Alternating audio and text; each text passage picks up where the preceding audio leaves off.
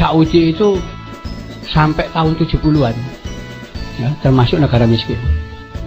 Ketika Presiden Soekarno haji tahun 1956 itu beliau selain menanam pohon, kalau di sini pohon mindi namanya, di sana disebut pohon Soekarno, itu beliau juga membagi uang untuk masyarakat Saudi yang miskin, melarat ya. Tapi kemudian tahun 1970-an mulai dibangun kilang minyak, ditemukan minyak. Disitulah jadi negara petrodolar sampai sekarang, luar biasa. Dibanding dengan Indonesia, tidak ada apa-apanya Saudi. Kenapa? Loh, dia hanya punya minyak.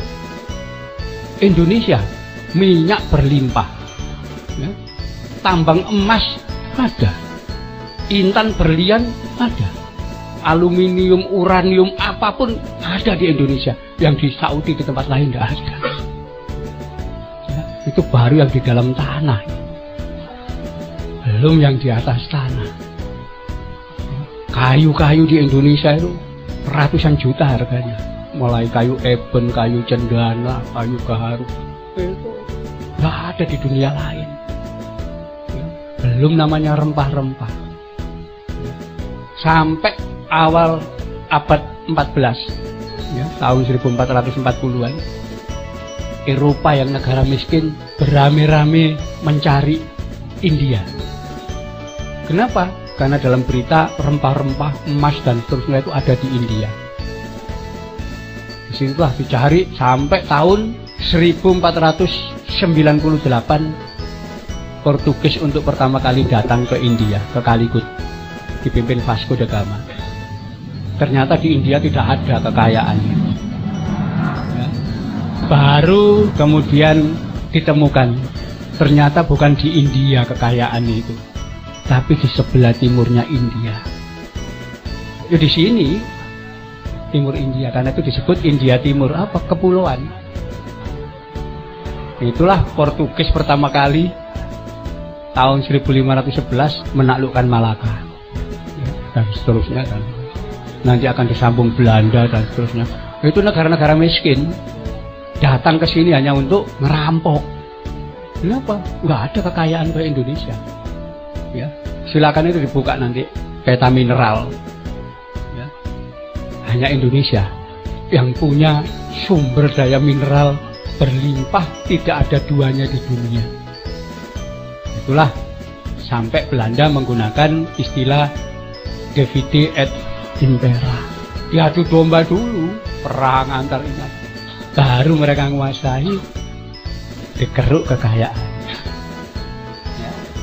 Ini sampai berlangsung ratusan tahun, mulai zaman VOC sampai pemerintah Hindia Belanda. Kemudian kita sadar dan kemudian kita harus bangkit ya. Disitulah gagasan Indonesia merdeka akan dikelola oleh bangsa Indonesia sendiri ya. Dan itu sempat setelah kemerdekaan kita memang bersatu betul. Itulah yang menakutkan seluruh dunia. Kenapa ya? Indonesia negara kaya. Bayangkan tahun 1960 Indonesia itu negara kedua Asia setelah Jepang yang mengembangkan rudal ya. Jadi RRC aja kalah, Indonesia sudah mengembangkan rudal Kartika 1, Kartika 2 itu sudah dikembangkan itu. Kapal selam ya, itu punya 12 unit jenis whisky ya, dimana kapal selam ini yang punya hanya 2, Rusia sama Indonesia.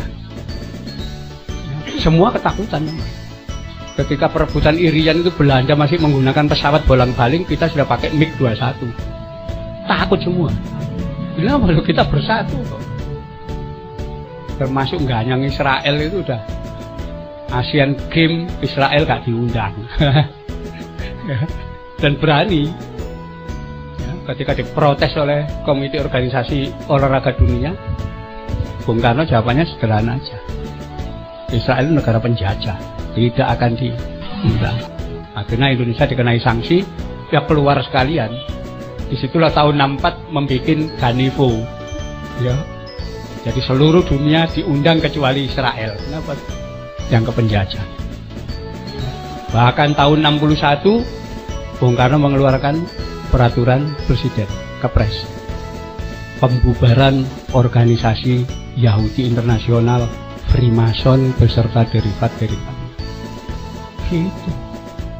Jadi selama ada Presiden Soekarno, Israel nggak berani macam-macam.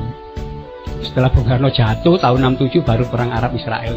Kalau dulu ada, oh ya nggak berani, pasti ngirim pasukan ke sana.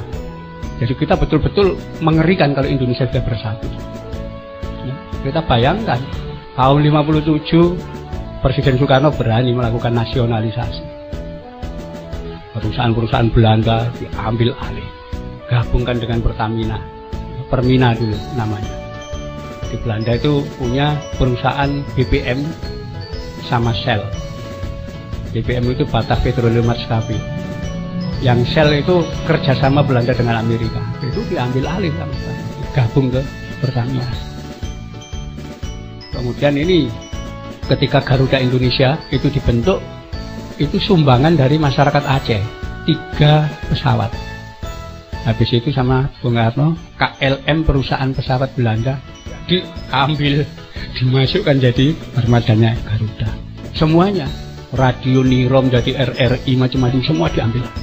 Nggak ada yang berani. Kenapa? Kita bersatu. Tapi setelah itu apa? Ya bubar, gak karu-karuan. Mulai diadu. Zaman Pak Harto aja sekalipun dengan tangan besi beliau masih bisa mempersatukan. Tapi setelah itu udah kacau, gak karu-karuan. Kisruh, perang di Maluku, di Aceh, di mana saja itu. Itu mulai diadu. Dan sekarang seperti itu. Kenapa? Karena mereka tahu kuncinya adalah persatuan. Ketika Indonesia ini bersatu bangsanya, tidak ada yang bisa mematahkan kita. Sekarang kelompok-kelompok gegeran sendiri, ya berebut kepentingan. Dan karena urusan politik, kemudian apa? Melakukan semacam rekayasa untuk konflik. Wah, ini sosial cost-nya besar ini. Ya. Ini orang Indonesia. Karena dulu pendiri negara ini sudah sepakat. Apa? Yang penting adalah persatuan bangsa dulu. Itu sebabnya kemerdekaan kita adalah kemerdekaan bangsa. Kami bangsa Indonesia. Dengan ini menyatakan kemerdekaan atas nama bangsa Indonesia. Kebangsaan yang penting. Negara itu kan alat yang dijadikan wadah. Sewaktu-waktu bisa berubah, bisa macam-macam. Tapi bangsa ini modal yang tidak boleh pecah. Tapi kondisi sekarang justru bangsanya yang mau dipecah. Ini sambar rawan gak karu-karuan ini nanti kalau sudah bangsa pecah ini. Ya. Memang faktanya begitu. Dan semuanya saya kira sudah tidak ada lagi tujuannya kecuali apa? Kalau bangsa ini sudah kisruh, rebutan, penguasaan terhadap kekayaan sumber daya alam akan dikuasai. Memang faktanya kayak begitu. Namanya kapitalis itu, pulau tak beli, negara tak beli. Jadi berapa jumlah pulau di Indonesia yang sudah dibeli? Perorangan beli itu. Kemarin baru saya share, DPRD Provinsi Sumatera Barat dan DPRD Kepulauan Mentawai itu datang ke Pulau Makakang, diusir sama pemilik pulau itu, orang bule. Kenapa? Loh, ini pulau saya sudah beli. Mereka teriak-teriak, sudah silakan nanti kita bicara masalah hukum. Ya akhirnya balik mereka, itu haknya orang. Jadi banyak pulau kita yang sudah dibeli perorangan. Ya ini problem ini. Sementara kita masih diadu kayak adu jangkrik, adu domba. Jadi kita memang betul sekarang ini. Memang targetnya mereka kita pecah. Sara, suku, agama, ras, antar golongan pecah.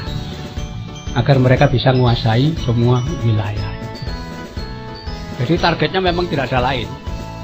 Memang itu. Karena kita harus hati-hati. Ini negara paling kaya sak dunia. Tapi rakyatnya tidak kaya. Karena itu kita harus sadar dan cepat-cepat bersyukur. Alhamdulillah kita hidup di wilayah negara yang dilimpahi kemakmuran. Dan itu kita berharap kita ada pemimpin yang benar nanti untuk bisa ngatur negara ini untuk kemakmuran bersama. Karena selama ini sudah habis-habisan kita kok. Negara kita sudah miskin, utangi tak karu-karuan, pejabatnya suki-suki. Ini ada yang nggak bener untuk ngatur. Jadi ini problem besar, terutama menyangkut kebangsaan kita.